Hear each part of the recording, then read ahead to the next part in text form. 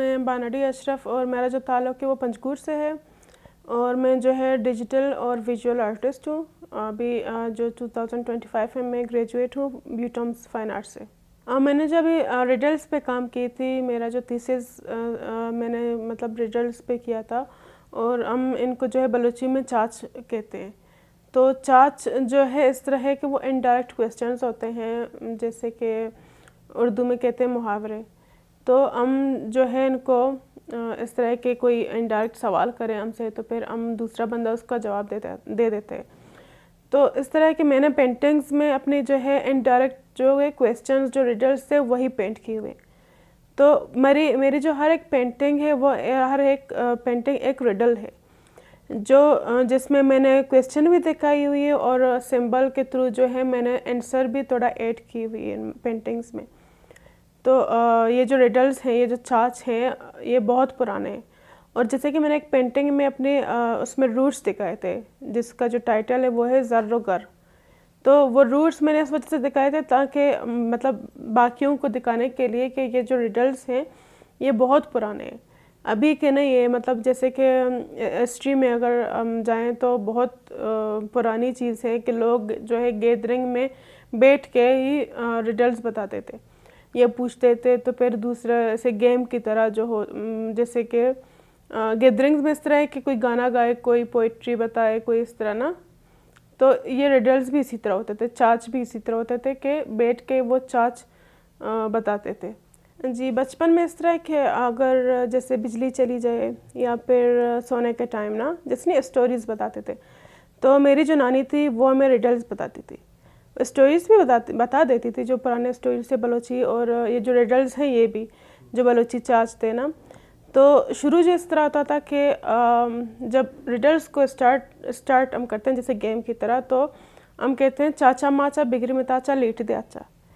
तो इसका जो ट्रांसलेशन है मतलब मुश्किल है, लेकिन इस तरह के कोई अगर सवाल इस तरह है कि चाचा माचा पकड़ लो जो है पलकों से और आग में लिटा दो। तो इसका जो जवाब था वो फिर सबको ज़्यादातर आ जाता था, जो बता रहे होते थे जो सामने वाले। तो वो कहते थे गिड्डग। गिड्डग मतलब वो जो नींद में से इंसान हो जाता है थोड़ी, तो इस तरह। तो शुरुआत हम इस तरह करते थे, उसके बाद जो है रिडल्स पे आते थे, जो फिर हर कोई एक रिडल बताते। जैसे कि मेरी पेंटिंग्स थी, सबसे पहले जो मैंने रिडल पेंट की हुई थी उसमें जो लड़की बैठी हुई है, पानी है और पानी एक तरफ से दूसरी तरफ से पानी जो है ऐसे जैसे उड़ के आ रही है लड़की की तरफ। तो उसमें मैंने ये दिखाई थी, उसको वो जो चाच था वो था इदा उदक ऊदा उदक बीबी है कुट्टा उदक, मतलब इधर से उधर उधर से उधर लड़की जो बीबी है उसके गोद में। तो इसका जो जवाब था वो था मिरर। तो मैंने इसी वजह से वहाँ पे पेंटिंग में पानी दिखाई थी और मतलब वो जो पानी जैसे वो जा रही है वो भी वही मिरर थी जो मैंने पानी के सिंबल में पेंट की हुई थी फिर लड़की के गोद तक। तो ये जैसे कि ये चाच है ना, अगर हम वहाँ मतलब मेरी नानी जब पूछी थी एदाउदक ऊदाउदक बीबी कुट्टा उदक, तो हम जवाब दे देते थे। अगर नहीं आता तो वो फिर पूछते थे कि मतलब कहते थे कि मुल्क दो, फिर अगर नहीं आता फिर मुझे मुल्क चाहिए।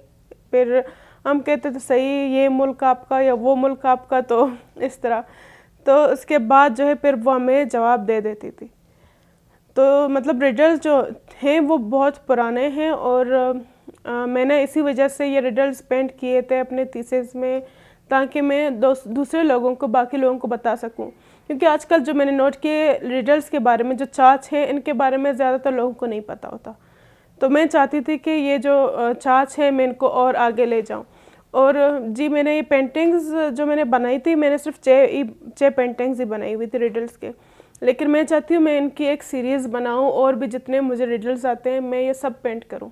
क्योंकि ये जो चाच थे वो बलूची थे, तो मैं चाहती थी, जाहिर सी बात अगर बलूची चाच है तो मैंने इसी वजह से बलूची सिंबल्स और बलूची जो ड्रेसिंग है, जो कल्चर है, वो मैंने शो की थी। इस तरह के बाकी अगर आइडियाज़ अगर हम देखा जाए तो कॉन्सेप्ट वगैरह बचपन की यादें तो हर कोई पेंट करता है। बाकी जो जैसे कुछ लोग मेमोरीज़ पे पेंट करते हैं, कुछ लोग जो है अपनी जो सैडनेस है वो शो करते हैं। इस तरह के पेंटिंग्स और जो है बहुत ज़्यादा हैं, लोग बना लेते हैं, लेकिन जो रिडल है, जो चाच मैंने बनाई हुई, वो मैंने देखा किसी ने नहीं बनाई हुई। और मैं चाहती थी कि मैं बना के बाकियों को दिखाऊं। मैं मतलब मुश्किल तो हो जाता है मेरे लिए, बाकी मुश्किल नहीं थी क्योंकि मैंने जो चाच थे वो मुझे पहले से मतलब आते थे, क्योंकि मैंने पहले भी मतलब की हुई है, लेकिन जो है इनका जो ट्रांसलेशन था वो मेरे लिए मुश्किल था जी। और लेकिन जब मैं एक्सप्लेन कर रही थी वो बस ऐसे ही ट्रांसलेशन जो थी वो फिर मुझे खुद आने मतलब आ गई थी ना, कि मैं इनको कैसे दूसरे लोगों को बताऊं, समझाऊं, ताकि मैं मतलब इनको अपना जो आइडिया है वो दिखा सकूं और जो कॉन्सेप्ट है ना उनको समझा सकूं जी। ऑनलाइन क्लासेस मैं दे रही हूँ। सर अभी तक स्टूडेंट्स कम है, लेकिन यह है कि मैं करवा रही हूँ। मैं चाहती हूँ कि लोग और आएँ ताकि मैं बाकियों को सिखाऊँ, क्योंकि डिजिटल जो मेरे पेंटिंग्स है ना, जो डिजिटल काम है वो है कि यहाँ पे क्वेटा में अगर देखा जाए तो नहीं है। यहाँ पे कोई ऐसी एकेडमी वगैरह अगर है भी तो मतलब इस तरह इतने दूर होते हैं कि वहाँ कोई जा नहीं सकता। तो मैंने भी यही कोशिश की कि मैं दूसरे लोगों को समझाऊँ, सिखाऊँ, क्योंकि डिजिटल पेंटिंग यहाँ पे होती नहीं है। और मेरे जो काम थे, सारे जो पेंटिंग्स थे वो मैंने सारा डिजिटल पेंटिंग की हुई थी। मेरा जो है वो इंस्टा पे ना, मैं ज़्यादातर एक्टिव होती हूँ, तो वहाँ पे मुझे जो कमीशंस हैं मुझे इंस्टा पे ही मिल जाते हैं। और मैंने जो डिजिटल क्लासेस जो शुरू किए थे तो मैंने पोस्टर जो है इंस्टा पे ही पोस्ट की हुई थी, और बाकी जगह जैसे व्हाट्सएप पे, इंस्टा पे, इन जगहों पे, ताकि लोग देखें और जिनको भी शौक है तो वो आके क्लासेस लें मुझसे जी। मेरा जो इंस्टा है बाना डी अशरफ के नाम से है, तो मेरा फेसबुक भी यही बाना डी अशरफ के नाम से है। अगर खैर कोई सर्च करे बाना डी अशरफ तो पहले ही आ जाएगी, BANADIASHRAF, बाना डी अशरफ।